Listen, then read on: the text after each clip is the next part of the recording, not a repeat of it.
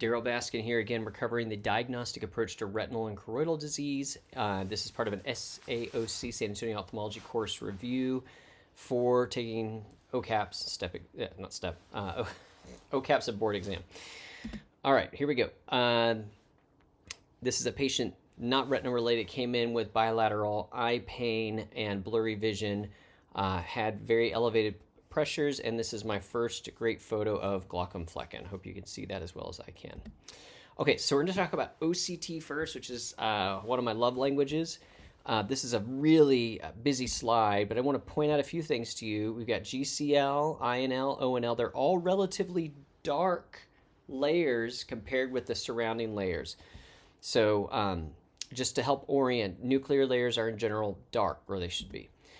And then these layers are brighter, and they're part of the outer retina, and we talk about them a lot, and we use this information that we gather from these layers quite a bit in counseling patients. We have the ELM, followed by the ellipsoid zone, and then you always have, well, hopefully always have the RPE Brooks membrane. Sometimes the interdigitation zone is visible, sometimes it's not.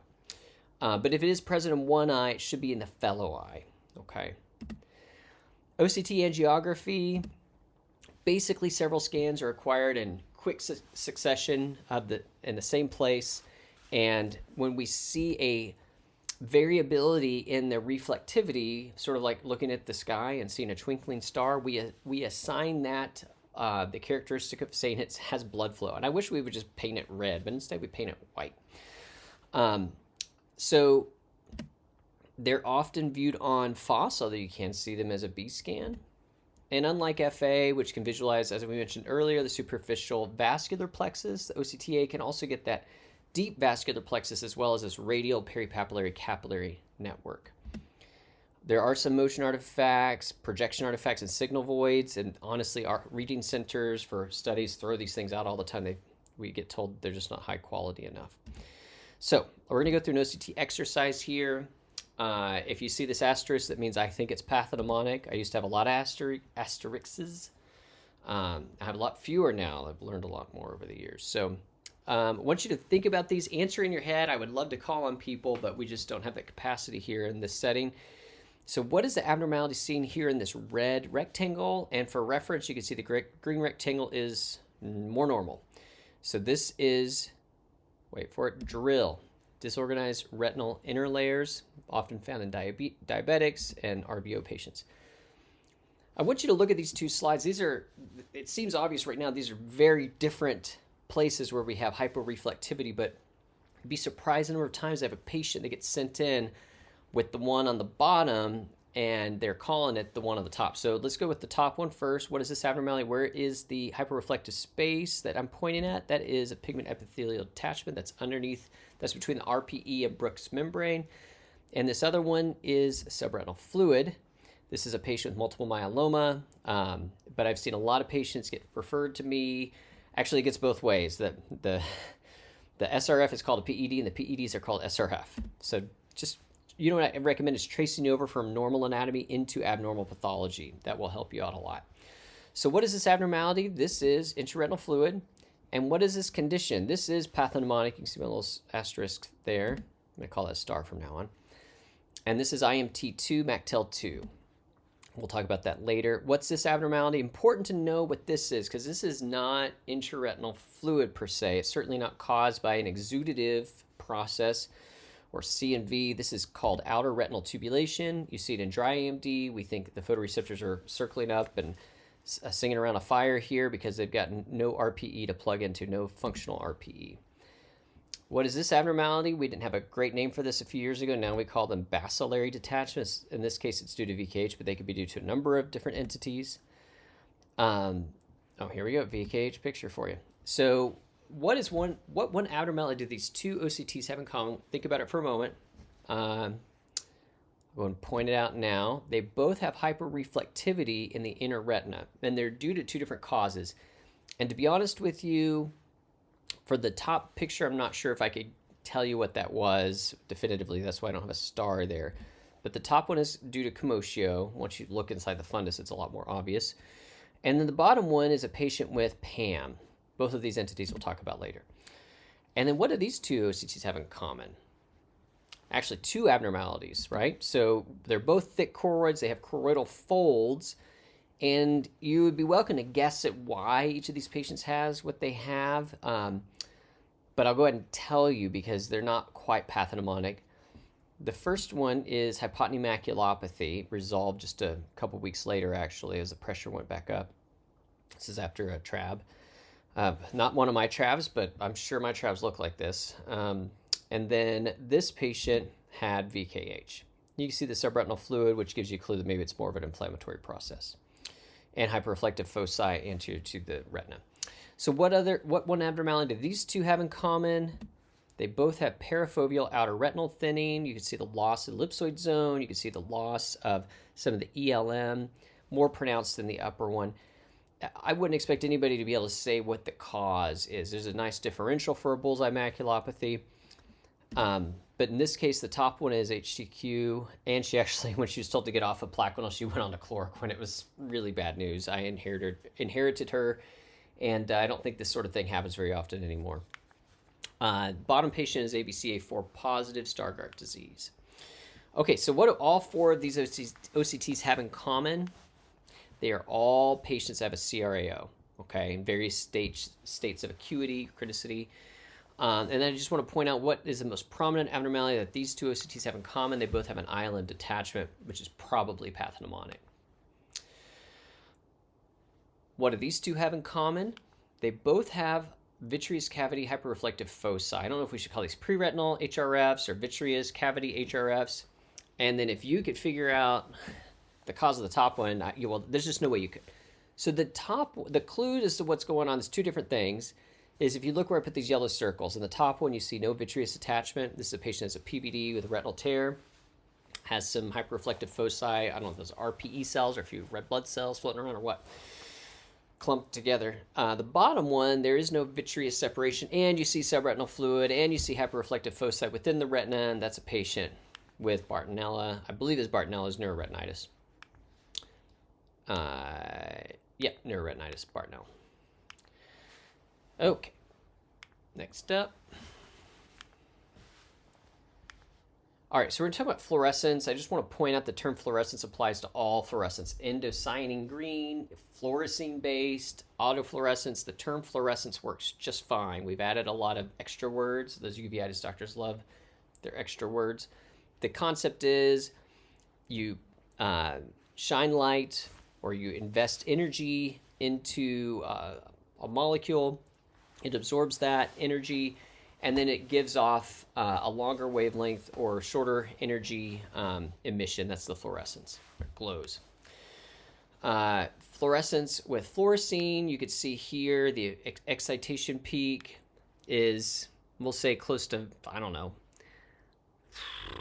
488, and the emission peak is maybe, I don't know, 500, something like that. Do I have it written down somewhere? Nope. All right, maybe it'll come up later. And then same thing with ICG, it's just shifted over. So we're into the infrared spectrum here, excitation, emission. Okay, pretty simple stuff. This is how fluorescein angiography works. We shine a white light, or in the case of Optos, we're shining a laser. So the white light in the old days goes through a filter. It comes out blue. With an Optos, you basically firing a laser of 488 nanometers straight in, so there's no filter needed. Goes to the eye. The eye now has fluorescein in it, so the fluorescein then fluoresces, right? So some of that blue light comes right back. In fact, a lot of it does. So that comes back as reflected light.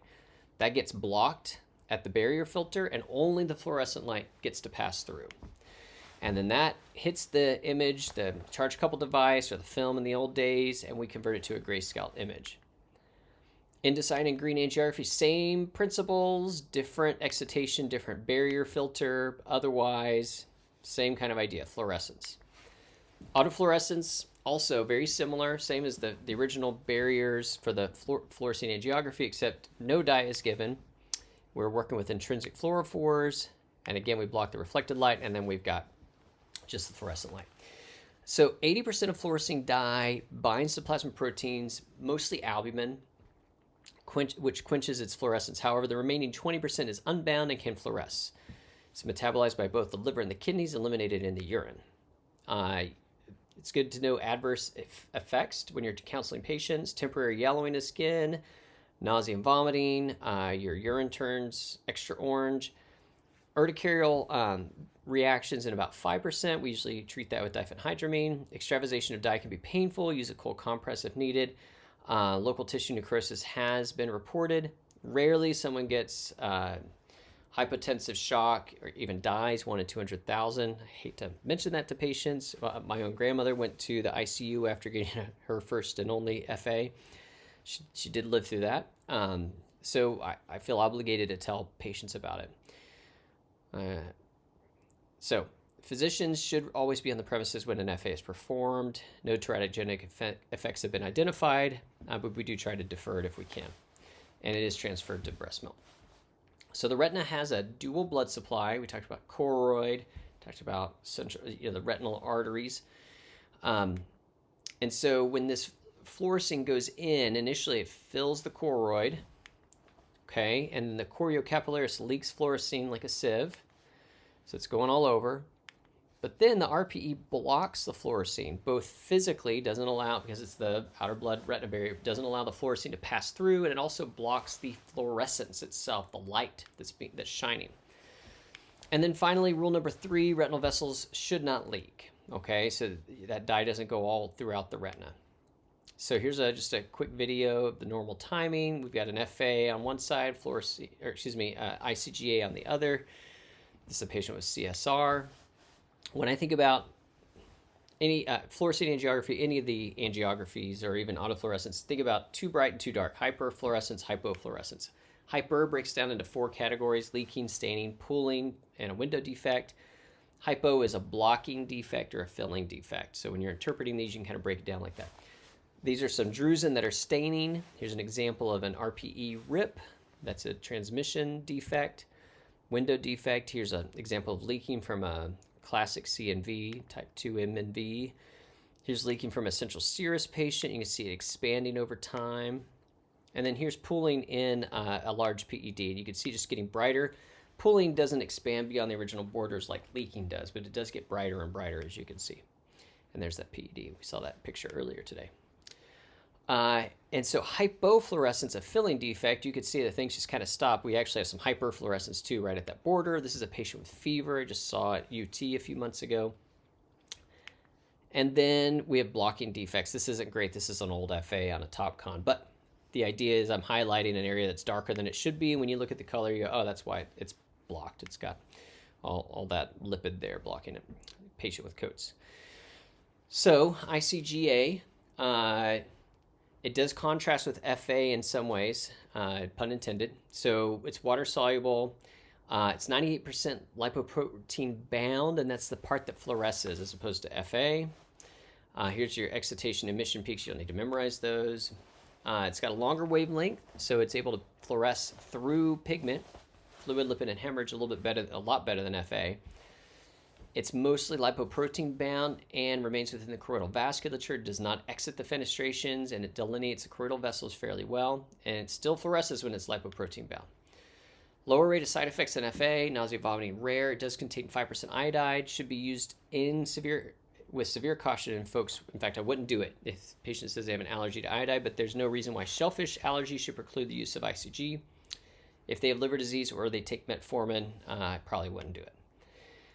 Just highlighting here which blood vessels, you can see the choroidal vessels are well delineated. It's not leaking out of them. So just to compare it with fluorescein here, fluorescein we've got on our left. RPE blocks the fluorescein's emission peak wavelength, and then RPE allows ICGs to fluoresce through it. It doesn't allow the fluid to go through, it allows it to shine through. 20% of fluorescein is not bound, and that's what fluoresces. 98% of ICG is bound, and that's what fluoresces. Okay, and it's just a beautiful ICG picture. This is a patient with CSR. You can see the FA and the ICG side by side. You can see the leakage in both. You can see some hyperfluorescence or hypoindocyanescence if you're a uveitis specialist right there. And then there we go. Uh, Interesting for ICGA, if you see an ICGA and you actually can identify it's an ICGA image, it really narrows your differential because we don't order it on very many things. We certainly don't test on it. You're not going to see an ICGA on like a diabetic patient, for instance, right? That's a retinal vascular disease, not a choroidal disease. So these are the three most common that I order it in and other retina doctors do, like PCV, central serous, circumscribed choroidal hemangioma. I don't see many of those. Don't really use it for AMD that much. The white dot syndromes, we do use it a lot for. You'll hear a lot more about this or see more pictures of these entities when we get to the uveitis section. And then let's talk about autofluorescence. Basic principles. You have an endogenous fluorophore that basically fluoresces. That's the definition of a fluorophore. You've got lipofuscin pigments, melanin, and then you got crystalline lens components, which is why the old days of the TopCon, the autofluorescence wasn't very good. Now with a CSLO, a confocal scanning laser ophthalmoscope like an Optos, it basically anything that's not at that point of focus that's aimed at is really not going to show up as much. And then it also has a slightly different barrier filter, so it doesn't capture as much of these. There's a lot of different variations on autofluorescence if you go digging around, but lipofuscin pigments, which are one of the big components of autofluorescence, they're in photoreceptor outer segments, and essentially the normal RPE cells phagocytose those photoreceptor outer segments, and then that's why you see the RPE cells are autofluorescent. And here's some optic dystrusin. Just in general, yeah, normal RPE cells have this mild autofluorescence to them.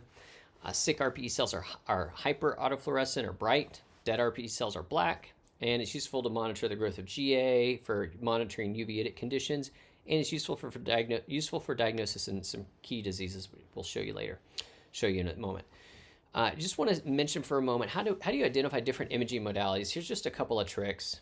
Black retinal vessels mean there's no dye in them, so this is autofluorescence. This is a patient with hydroxychloroquine toxicity.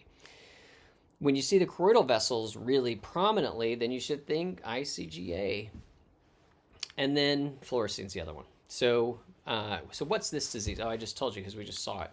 So this is chloroquine toxicity.